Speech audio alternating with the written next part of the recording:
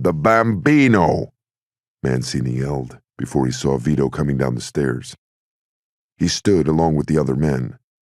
Al, a sharply dressed short guy in his mid-50s, shouted to Tessio, "These jadrules are trying to tell me Bill Terry's a better manager than McCarthy." "Memphis Bill," Jenko said. Clemenza shouted back, "The Yanks are 5 games behind the Senators." Tessio said, "The Giants already got the pennant locked up." His tone suggested he wasn't happy about it as a Brooklyn Dodgers diehard, but those were the facts. "Pop," Sonny said, "how are you?" And he made his way through the crowd to give Vito a hug. Vito patted Sonny on the neck. "How are things at work?" "Good."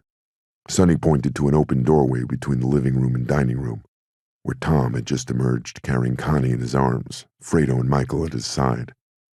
"Look who I found," he said, meaning Tom. "Hey, Pop," Tom said. He put Connie down on the sofa and went to Vito. Vito embraced him and then held him by the shoulders. "What are you doing here instead of studying like you should be?" Carmela came in from the kitchen carrying a big plate of antipasta, the rolled-up slices of gabagool surrounding bright red tomatoes, black olives, and hunks of fresh cheese. "He needs some real food," she yelled. "His brains are shriveling up from that garbage they feed him. Manja," she said to Tom. She carried the plate to the table, which was actually 2 tables placed end to end, covered with a pair of red and green tablecloths. Tessio and Clemenza excused themselves and then worked their way through a half-dozen handshakes and hugs before leaving. Vito put his hand on Tom's back and directed him to the dining room, where the rest of the men and boys were pulling up seats around the table, while the women went about setting the places and carrying out more trays of antipasta and bread, along with decanters of oil and vinegar. Jimmy Mancini's wife, barely in her 20s, was in the kitchen with the rest of the women. They were preparing the simmering tomato sauce with meats and spices, and every few minutes her high, cackling laugh would punctuate the laughter of the older women as they told stories and talked about their families and neighbors. At the kitchen table behind them, Carmela joined in the conversation while she cut and folded lines of dough over hunks of ricotta, before sealing the edges with the tines of a fork. She'd gotten up early to mix and beat the dough, and soon she would drop the ravioli into a big vat of boiling water. Beside her at the table, one of Carmela's neighbors, Anita Colombo, worked quietly preparing the braciole, while Anita's granddaughter Sandra, a raven-haired 16-year-old only recently arrived from Sicily, arranged brown potato croquettes on a bright blue serving dish. Sandra, like her grandmother, was quiet, though she arrived from the old country speaking flawless English, which she'd learned from her parents, who had been raised by Anita in the Bronx. On the living room rug, Connie played with Lucy Mancini, who was the same age as Connie and already twice her weight, though only maybe an inch taller. They sat in a corner quietly playing a game that involved dolls and teacups. Michael Corleone, 13 and in 8th grade, had everyone's attention at the dining room table. He wore a plain white shirt with a band collar, and he sat at the table with his hands folded in front of him. He had just reported to all present that he had a massive project due at the end of the year for his American history class, and he was considering writing a report on the 5 branches of the armed services: the Army, the Marine Corps, the Navy, the Air Force, and the Coast Guard. Fredo Corleone, who was 16 months older than Michael and a year ahead of him in school, shouted, "Hey, stupido! Since when is the Coast Guard part of the armed services?" Michael glanced at his brother. "Since always," he said, and then looked to Vito. "Dope!" Fredo yelled. He gestured with one hand and with the other grasped the metal clip on one of his suspenders. "The Coast Guard's not part of the real military." "That's funny, Fredo." Michael leaned back and then turned his gaze fully to his brother. "I guess the pamphlet I got from the recruitment office is mistaken." When the table broke into laughter, Fredo yelled to his father, "Hey, Pop, the Coast Guard's not part of the armed services, right?" Vito, at the head of the table, poured himself a glass of red wine from a plain gallon jug beside his plate. The Volstead Act was still in effect, but there wasn't an Italian family in the Bronx that didn't serve wine with the Sunday meal. When he finished with his glass, he poured some. Vito, as was typical for him, talked little during the meal. All around him, his family and friends chattered while he ate slowly, taking his time to savor the sauce and the pasta, the meatballs and braciole, to sip the hearty red wine that had come all the way from the old country to grace his Sunday table. He didn't like the way others at the table, especially Sonny, wolfed down their food while concentrating, it seemed to Vito at least, more on the conversation than on the meal. It annoyed him, but he kept his annoyance hidden behind a mask of quiet interest. He knew he was the odd one. He liked to do one thing at a time and to pay attention. He was, in many ways, different from the men and women who had raised him and among whom he lived. He recognized this. He was straight-laced about matters of sex, while his own mother and most of the women he knew loved to be rude and bawdy. Carmela understood Vito and was careful about what she said when he was in earshot. But once, walking by the kitchen when it was full of women, Vito heard Carmela make a vulgar remark about another woman's sexual tastes, and it bothered him for days after. Vito was reserved, and he lived among a people who were famous for the rawness of their emotions, at least among each other, among family and friends. He ate his meals slowly, and in between bites of food, he listened. He paid attention. "Vito," Carmela said midway through the meal. She was trying to be reserved, but was unable to contain a smile. "Maybe you have something you want to say to everybody?" Vito touched his wife's hand and looked across the table. The Gattos and Mancinis and Abbondandos watched him attentively, as did his own family, his boys, Sonny and Tom, Michael and Fredo. Even Connie, seated at the far end of the table next to her friend Lucy. Even Connie watched him with anticipation. "As long as we're all together, my family and my friends," Vito said, gesturing with his glass toward the Abbondandos. "This is a good time to let everyone know that I've purchased some land on Long Island, not too far away in Long Beach, and I'm having houses built there for my own family and for some of my closest friends and business associates." He nodded toward the Abbondandos. "Janko here and his family will join us on Long Island. By this time next year, I hope we'll all be moving to our new residences." Everyone was silent. Carmela and Allegra Abbondando were the only ones smiling, both of them having already seen the land and the plans for the houses. The others seemed unsure how to react. Tom said, "Pop, you mean like a compound? All the houses together?"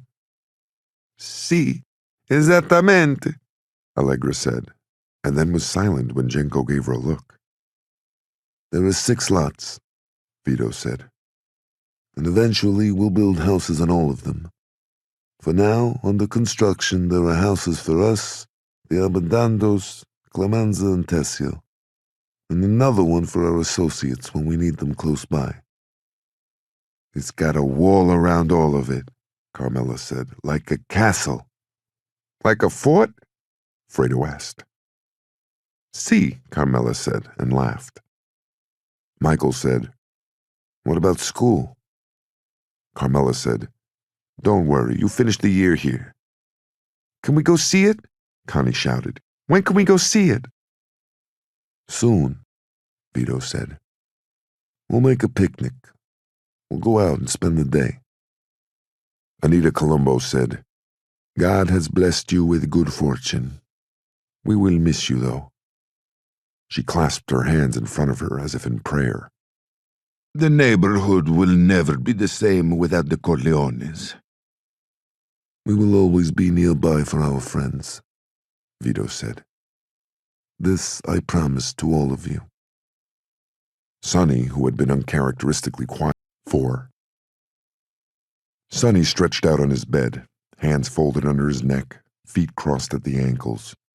Through the open bedroom door, he had a view of his kitchen and a clock on the wall over a clawfoot bathtub. Tom had called the apartment spare, and now that word rattled around in Sonny's head as he waited for the minutes to tick away until midnight. The round clock face had the words Smith and Day at its center, in the same black print as the numbers. Once every minute, the long hand jumped and the short hand crept closer to the 12. Spare meant not much furniture and not decorated much. That was about right. A cheap dresser that came with the place was the only other piece of furniture in the bedroom. The kitchen furniture consisted of 2 white chairs and a table with a single drawer under a white baked enamel top. The tabletop was trimmed in red and the drawer handle was red. Spare. He didn't need anything more. His mother took care of his laundry, he bathed at home, which was how he thought of his parents' apartment, and he never brought girls here, preferring to sleep with them at their places or to do it quick and dirty in the back of the car. He had 5 minutes yet before he could leave. In the bathroom, he looked himself over in the medicine cabinet mirror. He had on a dark shirt, black chinos, and black Nat Holman sneakers. It was a kind of uniform. He had decided all the guys should wear the same thing on a job. This way it would be harder to pick one out from the other. He didn't like the sneakers. He thought they made them look even more like kids, which was the last thing they needed since the oldest of them was 18. But Cork thought they could run faster and be more sure-footed with sneakers, and so sneakers it was. Cork was 5'7" and maybe 120 pounds, but there wasn't anyone, including Sonny, who wanted to fight him. He was relentless and possessed of a powerhouse right that Sonny had personally witnessed knock a guy out cold.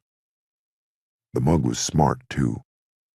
He had boxes of books scattered all over his apartment. He'd always been that way, reading a lot, since they were kids together in elementary school. Sonny took a dark blue jacket from a hook on the front door. He slipped into it, fished a wool cap out of one pocket, and pulled it down over the thick tangle of his hair. He glanced back at the clock just as it ticked past midnight, and then jogged down 2 flights of stairs to Mott Street, where a 3/4 moon peeking out from a hole in the clouds lit up the cobblestone street in rows of apartment buildings with brick facades and black iron fire escapes. The windows were all dark and the sky was overcast, threatening rain. On the corner of Mott and Grand, a pool of light gathered under a lamppost. Sonny walked toward the light, and when he saw that he was alone on the street, he ducked into a maze of alleys and followed them across Mulberry to Baxter, where Cork was waiting behind the wheel of a black Nash with bug-eye headlights and wide running boards. Cork drove off slowly as soon as Sonny slid into the front seat. "Sonny Corleone," he said, pronouncing Sonny's last name like a native Italian, having fun with it. "Day's been dull as a dish rag. What about you?" He was dressed the same as Sonny, his hair straight and sandy blonde, locks of it spilling out from the borders of his cap. "Same thing," Sonny said. "You nervous?" "Little bit," Cork said. "We don't need to announce that to the others, do we now?" "What do I look like?" Sonny shoved Cork and then pointed up the street to the corner, where the Romeros, Vinny and Angelo, were on the bottom steps of a rough stone stoop. Cork pulled the car over and then took off again as soon as the boys jumped in the back. Vinny and Angelo were twins, and Sonny had to look closely to figure out who was who. Vinny wore his hair cut close to the scalp, which made him look tougher than Angelo, whose hair was always carefully combed and neatly parted. With their caps on, the only way Sonny could distinguish between them was the few strands of loose hair falling over Angelo's forehead. "Jesus," Cork said, glancing into the back seat. "I've known you 2 birds all my life, and I'll be damned if I can tell you apart dressed like that." Vinny said, "I'm the smart one." And Angelo said, "I'm the good-looking one." And then they both laughed. Vinny said, "Did Nico get the choppers?" "Yeah." Sonny took his cap off, pressed his hair flat, and then struggled to get the cap over it and in place. "They cost us a lot of dough." "Worth it," Vinny said. "Hey, you drove right past the alley." Sonny had been looking into the back seat. He spun around and shoved Cork. "Where?" Cork said. "And quit shoving, you fucking jelly bean." "Before the laundry," Sonny said. He pointed to the plate glass window of Chick's laundry. "What, are you blind?" "Blind your ass," Cork said. "I was preoccupied." "Stugats." Sonny shoved Cork again, making him laugh. Cork put the Nash in reverse and backed it into the alley. He cut the engine and turned off the lights. Angelo said, "Where are they?" Just as a crooked alley door popped open and Nico Angelopoulos stepped onto the littered pavement between lines of overstuffed garbage pails, followed by Stevie Dwyer. Nico was a full inch shorter than Sonny, but still taller than the rest. He was thin, with a track runner's wiry body. Stevie was short and bulky. They were both lugging black duffel bags with canvas straps slung over their shoulders.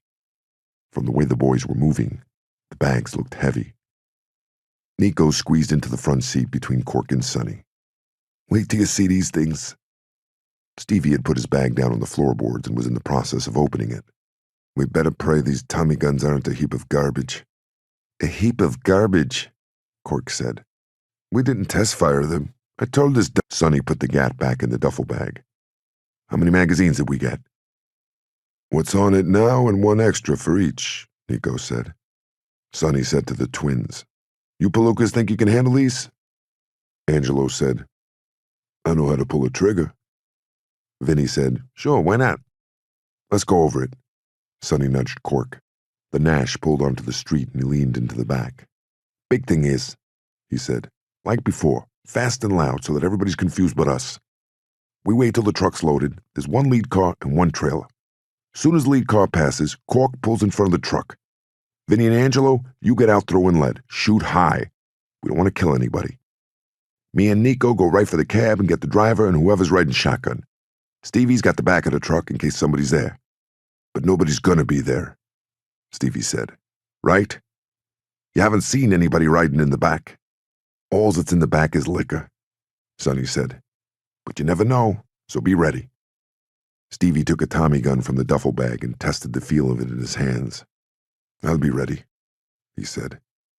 "Tell you the truth, I hope somebody's back there." Cork said, "Put that away and don't go giving nobody lead poisoning if you don't have to." "Don't worry. I'll shoot high," Stevie said, grinning. "Listen to Cork." Sonny let his stare linger on Stevie and then went on explaining the plan. "Once we've got the truck, we head out down the alley. Cork follows us with Vinny and Angelo still making a racket. To the Romeros, he said, if they try to follow us, shoot for the tires and the engine block. To everybody, he said, the whole thing should be over in a minute. In and out and a whole lot of noise, right?"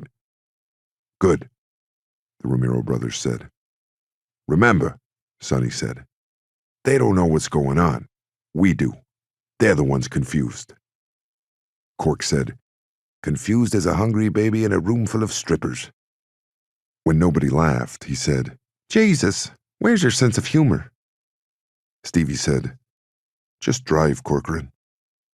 "Jesus," Cork said again, and then the car was quiet. Sonny took a chopper from the duffel bag. He'd been dreaming about this night for a month, ever since he'd overheard Eddie Veltri and Fat Jimmy, two of Tessio's guys, mention the operation in passing. They hadn't said much, just enough for Sonny to figure out the shipments were whiskey from Canada.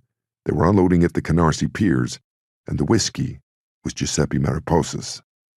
After that, it was easy. He hung around the piers with Cork until they saw a couple of Hudson straight eights parked on the docks alongside a long Ford pickup with a stake bed covered by a blue tarp. A few minutes later, a pair of sleek speedboats came along, cutting cleanly through the water. They tied up at the dock, and a half-dozen men started pulling crates off the boats and loading them into the truck. In 20 minutes, the boats were speeding away and the trucks were loaded. Coppers weren't a problem. Mariposa had them in his pocket. That was a Tuesday night, and the next Tuesday was the same thing. He and Cork cased the operation one more time after that, and now they were ready. It wasn't likely there'd be any surprises. Chances were no one would put up much of a fight. Who'd want to get himself killed over one lousy shipment of hooch? When they reached the piers, Cork cut the lights and drove up the alley as planned. He inched the car along until they had a view of the docks. The pickup and the Hudsons were parked in the same places they'd been parked for the past 3 weeks. Sonny rolled his window down. A couple of sharp dressers leaned against the lead car's front fender, smoking and talking, a white-wall tire and chrome-capped wheel between them. 2 more guys were in the Ford's cab, smoking cigarettes with the windows open. They were wearing windbreakers and wool caps and looked like a couple of stevedores. The driver had his hands on the wheel and his head back, a cap pulled down over his eyes. The one riding shotgun smoked a cigarette and looked out at the water. Sonny said to Cork, "Looks like a couple of dock workers driving the truck." Cork said, "Good for us." Nico said, "Easy pickings," but with a touch of nervousness. Little Stevie pretend-fired the chopper, whispering, "Rat-a-tat-tat," and grinning. "I'm Babyface Nelson," he said. "You mean Bonnie and Clyde," Cork said. "You're Bonnie." The Romero brothers laughed. Vinny pointed to Angelo and said, "He's Pretty Boy Floyd." Angelo said, "Who's the ugliest gangster out there?" Nico said, "Machine Gun Kelly." "That's you," Angelo said to his brother. "Shut up," Cork said. "You hear that?" A moment later, Sonny heard the hum of speedboat motors. "There they are," Cork said. "Time to go, boys." Sonny held his Tommy gun by the grip, with his finger on the trigger guard, and shifted it around, trying to get the feel of the thing. "Que cazzo," he said, and tossed it back in the duffel bag. He pulled the gun from his shoulder holster and pointed it toward the roof. Cork said, "Good idea." On the dock, the headlights of the lead car splashed onto the black water as it maneuvered around the truck to the head of the convoy. Then, everything happened, as Sonny had been directing all along, quickly and with a lot of noise. Cork brought the Nash roaring out in front of the truck as Vinny, Angelo, and Stevie leapt from the car, choppers blazing. Things went from quiet one second to sounding like the 4th of July the next. In an instant, Sonny was on the Ford's running board, yanking the door open and throwing the driver to the ground. By the time he got behind the wheel, Nico was alongside him, yelling, "Go, go, go!" If anyone was shooting back, Sonny couldn't tell. The driver he tossed out of the cab was running like a greyhound. He heard the clatter of gunfire coming from behind him, and he figured that was little Stevie. Out of the corner of his eye, he saw someone dive into the water. In front of him, the Hudson's back tires were shot out so that the long hood of the car pointed up slightly, its headlights shining into dark clouds. Angelo and Vinny were 20 feet apart, firing in short, rapid bursts. Each time they pulled the triggers, the choppers looked like they were alive and struggling to get loose. They danced a jig, and the twins danced with them. Somehow, the spare tire next to the driver's door on the lead Hudson had been blown off, and it was doing a wobbly dance on the dock, getting ready to die. The driver was nowhere to be seen, and Sonny figured he was hunkered down under the dashboard. The thought of the driver huddled up on the floorboards made Sonny laugh out loud as he piloted the truck down the alley. Behind him, in his side mirror, he saw Vinny and Angelo on the Nash's running boards, holding onto the car with one hand and firing bursts high over the docks and out into the bay. Sonny followed the route they had planned, and in a few minutes he was driving along Rockaway Parkway in light traffic, followed by Cork. And that was it. The shooting part was over. Sonny said to Nico, "You see Stevie get in that truck?" "Sure," Nico said. "And I seen him shooting up the dock. Looks like nobody got a scratch." "The way you planned it," Nico said. Sonny's heart was still beating fast, but in his head he had switched over to counting up the money. The long bed of the pickup was stacked high with crates of Canadian hooch. He figured 3,000, give or take, plus whatever they could get for the truck. Nico, as if reading Sonny's mind, said, "How much you think we'll get?" "I'm hoping 500 apiece," Sonny said. "Depends." Nico laughed and said, "I still got my share of the payroll heist. It's stuffed in my mattress." "What's the matter?" Sonny said. "You can't find dames to spend your money on?" "I need one of those gold diggers," Nico said. He laughed at himself and then was quiet again. A lot of the girls said Nico looked like Tyrone Power. The last year of high school, he had a big thing with Gloria Sullivan, but then her parents made her stop seeing him because they thought he was Italian. When she told him he was Greek, it didn't make any difference. She still couldn't see him. Since then, Nico'd gotten quiet around girls. Sonny said, "Let's all go to Juke's joint tomorrow night and find ourselves some Janes to spend our money on." Nico smiled, but didn't say anything. Sonny considered telling Nico that he still had most of his share of the payroll heist stuffed in his mattress, too, which was the truth. The payroll job had netted more than $7,000, a little less than $1,200 apiece, enough to scare them into laying low for a few months. Meanwhile, what the hell was Sonny supposed to spend it on? He'd already bought himself a car and a bunch of swell clothes, and he figured he still had a few thousand in cash laying around. Not that he ever counted it. Looking at the money gave him no pleasure. He stuffed it in his mattress, and when he needed dough, he took some out. With a big job like the payroll heist, he'd been dizzy for weeks with the planning, and the night of the job was like Christmas when he was little. But he didn't like the big splash that followed. The next day, it was on the front page of the New York American and the Mirror, and then everybody was talking about it for weeks. When word got around that it was Dutch Schultz's gang, he was relieved. Sonny didn't like to speculate on what would happen if Vito found out what he was doing. He thought about it sometimes, though, what he would say to his father. "Come on, Pop," he might say. "I know all about the business you're in." He rehearsed these talks with his father all the time in his head. He'd say, "I'm all grown up, Pop." He'd say, "I planned the Tidewater payroll heist, Pop. Give me a little credit." He could always come up with the things he'd say, but he could never come up with what his father might say in response. Instead, he saw his father looking at him the way he did when he was disappointed. "That was really something," Nico said. He'd been quiet, letting Sonny pilot the truck through the Bronx. "Did you see that guy dive off the pier? Christ," he said, laughing. "He was swimming like Johnny Weissmuller." "Which one was that?" Sonny asked. They were on Park Avenue in the Bronx, a few blocks from where they were going. "The guy riding shotgun," Nico said. "You didn't see him? He heard the guns, bang, right off the pier into the water." Nico doubled over, laughing. "Did you see the Romeros?" Sonny asked. "They look like they couldn't hold on to those Tommy guns. They look like they were dancing with them." Nico nodded and then sighed when he quit laughing. "I bet they're all bruised up from the kickback." Sonny turned off Park and onto a quiet side street.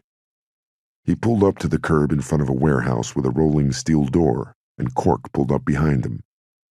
"Let Cork do the talking," he said to Nico, and behind him, spread around the garage, were Vinnie Vaccarelli, Paulie Attardi, Hooks Battaglia, Tony Colli, and Jojo DiGiorgio.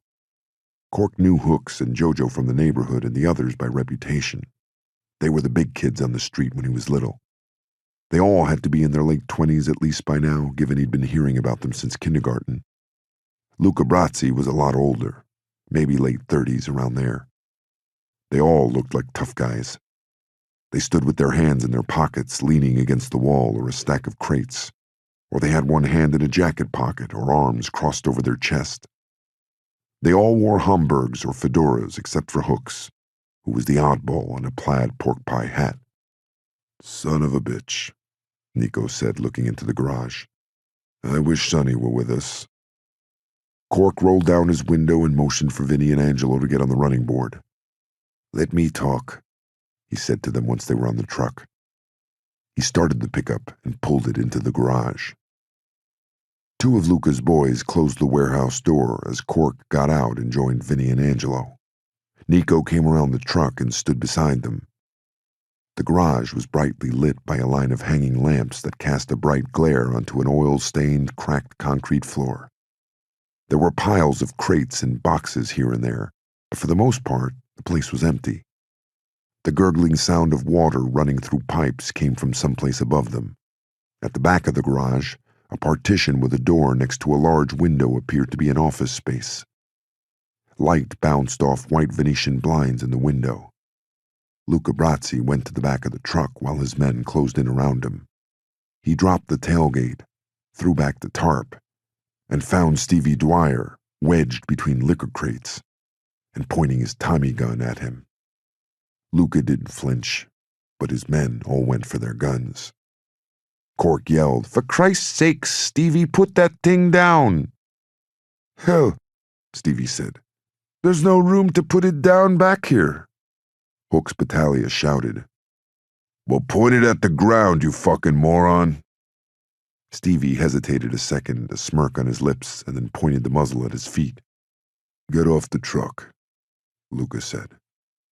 Stevie jumped from the bed of the truck, still grinning and holding the chopper, and a heartbeat after his feet hit the ground. Luca grabbed his shirt with one meaty paw and yanked the gun away from him with the other. While Stevie was still off balance, Luca switched the chopper from his right hand to his left, tossed it to Jojo, and threw a quick, straight punch that landed Stevie in Cork's arms. Stevie's head wobbled as he tried to pull himself to his feet, but his legs went out from under him and Cork wound up catching him again. Luca and his gang were quiet watching all this. Cork handed Stevie to Nico, who had come up behind him with the rest of the boys. To Luca, he said, "I thought we had an agreement. Are we in for trouble now?" "You're not in for trouble," Luca said. "Long as you don't have any more half-wit mix pointing guns at me." "He wasn't thinking is all," Cork said. "He didn't mean no trouble." From behind him, Stevie yelled, "That fucking Dago knocked one of my teeth loose!" Cork leaned over Stevie. He said softly, but loud enough to be heard by everyone, "Shut the fuck up, or I'll plug you myself." Stevie's lip was split and already swollen, fat and ugly. His chin was smeared with blood and the collar of his shirt was bloodstained. "I don't doubt you would," he said to Cork, and in his tone there was an unstated and unmistakable meaning. They were both Irish, and he was going against his own. "Fuck you," Cork whispered. "Just shut up and let us get our business done." Cork turned around to find Luca watching him intently. He said, "We want 3,000. It's all Canadian whiskey, the best." Luca looked at the truck and said, "I'll give you 1,000. Cork said, "That's not a fair price, Mr. Brassy." "Can the Mr. Brassy crap, kid, will you? We're doing business. I'm Luca. You're Bobby, right?" "That's right," Cork said. "You got that good-looking sister, Eileen. She runs a bakery over on 11th. Cork nodded. "See?" Luca said. "This is the first time 2 words have passed between us, but I know all about you. You know why?" Luca said. "Because my guys know all about you. Hooks and the others, they vouched for you. Otherwise, we wouldn't be doing business. You understand?" "Sure," Cork said. Luca asked, "What do you know about me, Bobby?" Cork studied Luca's eyes, trying to read him. He came up blank. "Not a lot," he said. "I don't know much about you at all." Luca looked at his men, who laughed. He leaned against the bed of the truck. "See?" Luca said. "That's because that's the way I like things. I know all about you. You don't know nothing about me." Cork said, "The grand is still not a fair price." "No," Stevie shouted. "And what about the risks we took? We're the ones getting shot at." Without looking at Stevie, Cork said, "I told you to shut up." Luca offered Cork a generous smile, as if he understood the difficulties of dealing with goons. "I'm stuck with the business end," he said to Cork, "which is no fun and where the real trouble starts." He pointed at the pickup. "I'll tell you what, though. What did you boys plan on doing with the truck?" Cork said, "We got a buyer lined up." "How much he giving you for it?" Luca walked around the truck, looking it over. It was a late model. The wood of the stake bed still held its polish. "Don't know yet," Cork said. When he completed his circle around the truck, Luca stood in front of Stevie Dwyer. "Not a bullet hole in it," he said. "I guess all those goons shooting at you must have been lousy shots." Stevie looked away. Luca said to Cork, "I'll give you 1,500 for it, but the grand for the liquor, that's the 2,500 you were looking for." "We were looking for 3,000, Cork said, "for the liquor alone." "All right then," Luca said. 3,000. He put his hand on Cork's shoulder. "You drive a hard bargain." Cork looked back at his boys and then turned to Luca. 3,000 it is, then," he said, glad to be done with it. Luca pointed to Vinnie Vaccarelli. "Give them their money," he said. He put his arm around Cork and led him back to the office. To the others, he said, "Mr. Corcoran will be right back with you. I want to have a word with him." Cork said to Nico, "You guys wait up the block for me." Luca went into the office first and then closed the door behind Cork. The room was carpeted and furnished with a rosewood desk cluttered with papers. 2 big stuffed chairs faced the desk from opposite corners, and a half-dozen black straight-back chairs were lined up against the walls, which were concrete and unadorned. There were no windows. Luca pointed to one of the stuffed chairs and told Cork to have a seat. He went around to the desk, came back with a box of Medalist cigars and offered one to Cork.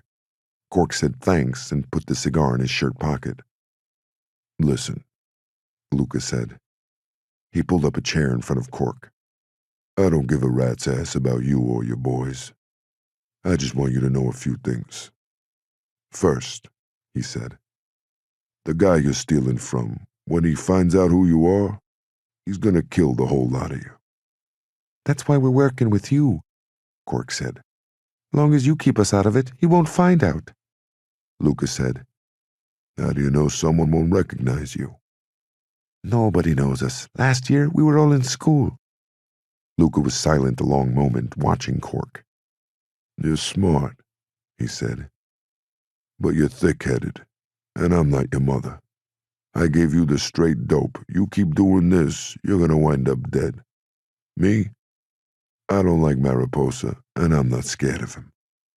You want to keep robbing him, I'll keep working with you. From now on, though, you're the only one I'll talk to. Don't let me see any of those other mugs again, especially that crumb with the chopper. We have an understanding?" "Sure," Cork said. He stood and offered Luca his hand. Luca opened the door for him. "I'll give you another piece of advice, Corcoran. Get rid of the sneakers. It ain't professional." "Okay," Cork said. "We'll do that." Luca pointed to the side door. "Leave it open a little," he said, and then disappeared back into the office. Hooks was on the street with the others listening to Paulie Attardi tell a joke. They were smoking cigarettes and cigars. Cork stood back from the circle they made and waited. His boys were out of sight. The corner lamppost was dark, and the only light on the street came from the open side door. The rain had turned into a cold mist. When the joke was over and everybody laughed, Paulie took a slug of something from a silver flask and handed it around. Hooks broke away from the circle and pumped Cork's hand friendly and then held it tight and pushed him away from the others. "How'd the boss treat you?" "He don't seem so terrifying," Cork said.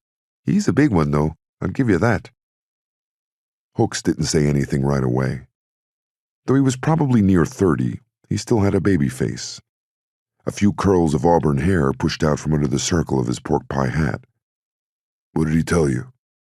"He gave me some advice," Cork said. "Oh, yeah?" Hooks slid one hand through a belt that wrapped around the middle of his jacket. "Was part of that advice to watch your back because if Mariposa finds you, he's gonna kill you?" "Something like that." "Something like that," Hooks repeated. He put his hand on Cork's back and moved him into the shadows. "I'm going to tell you a few things," he said, "because Jimmy was a close friend of mine. Luca Brazzi, first of all—" "Sure," Cork said. "But how come the big change? Before you were—" "Before I was doing Jimmy's wife's little brother a favor. Mariposa's at war with the Lacantis, so I figure a couple of shipments of hooch got lost in the shuffle, who's noticing? And if anybody notices, they figure Lacanti. That's not the way things worked out, though. The way things are now, Joe knows somebody's stealing from him, he don't like it, and somebody's got to pay. Right now, nobody knows you. If you're as smart as I hear you are, you'll keep it that way." Hook stood back and opened his arms. "I can't make it any clearer," he said. "Be smart. Stay away from Mariposa. No matter what, though, stay away from us." "Okay," Cork said. "Sure. But what if Luca comes to me?" What if he wants me to— That won't happen, Hook said. Don't worry about it. He took a pack of Luckies from his jacket pocket and offered one to Cork. Cork took it and Hooks lit it for him, and then lit his own. Behind them, the rest of Luca's gang ambled off the street and back into the garage. How's Eileen? He asked. Jimmy was a good egg. How's the little girl? What's her name? Caitlin, Bobby said. She's fine. And Eileen? Hooks asked. She's all right, Bobby said. She's a little tougher than she used to be. Being a widow before you're 30 will do that to you. You tell her for me, Hooks said. I'm still looking for the son of a bitch that killed Jimmy. It was a riot, Bobby said. Cork moved slowly along the sidewalk, navigating through the dark toward the sound of voices. When he reached the corner, he saw the red glow of 2 cigarettes burning, and as he approached closer, he found Sonny and Nico sitting on the bottom steps of a rickety wooden stoop. Behind them, several floors of tenement windows were dark. The mist had turned into a drizzle again, and drops of water were clinging to Nico's cap. Sonny was bareheaded. He ran his hand through his hair and shook off the rainwater. Cork said, What are you doing sitting in the rain? Got tired of listening to Stevie bumping his gums, Nico said. He's complaining about the deal. Sonny stood and turned his back to the car, which was parked against the curb on the other side of the street. He thinks we got robbed. We did, Cork said. He looked around Sonny across the street. In the car, the red tips of cigarettes moved around, making loops and swirls. The windows were partially open and a shimmer of smoke drifted up past the rain-streaked roof. That pickup was almost new. We should have got a couple grand more, easy. So? Sonny made a face that said, Why didn't we? What do you want to do? Cork said. Call the coppers. Sonny laughed at that, and Nico said, Brazzy had a point. He's the one's got to deal with Mariposa. I'd rather take less money and stay alive longer. Sonny said, He's not saying anything about us to anybody, right? Yeah, sure, Cork said. Let's get out of the rain. As soon as Sonny closed the car door and started the engine, Stevie Dwyer said, Did you talk to him about the money? The rest of the boys were quiet, as if waiting to hear what Sonny had to say. Cork said, What did you want him to talk to me about, Stevie? Cork was in the front seat and he leaned over to look into the back. Sonny pulled the car out onto the street. What's eating you? He asked Stevie. What's eating me?